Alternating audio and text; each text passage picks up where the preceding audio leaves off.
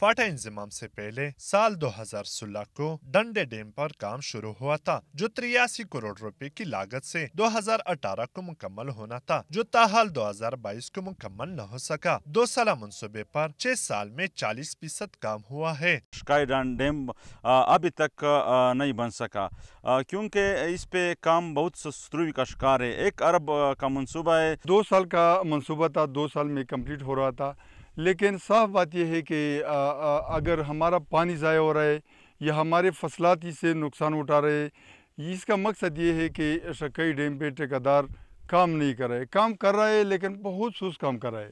इलाके के मुंतखब नुमाइंदा कह रहे हैं कि डैम के तामीराती काम में ताखीर की असल वजह ठेकेदारों की अदम दिलचस्पी है, जिसकी बदौलत अवाम को शदीद मुश्किलात का सामना है और पानी की सतह में कमी हो रही है। इसमें ठेकेदार और इसमें बहुत सारे ऐसे लोग मुलव्वस हैं जो अपने ज़ाती मफाद के लिए इसको रोका हुआ है। इसमें हम लोगों ने फंडिंग भी की है, हम लोगों ने एडवांस पेमेंट की हुई है।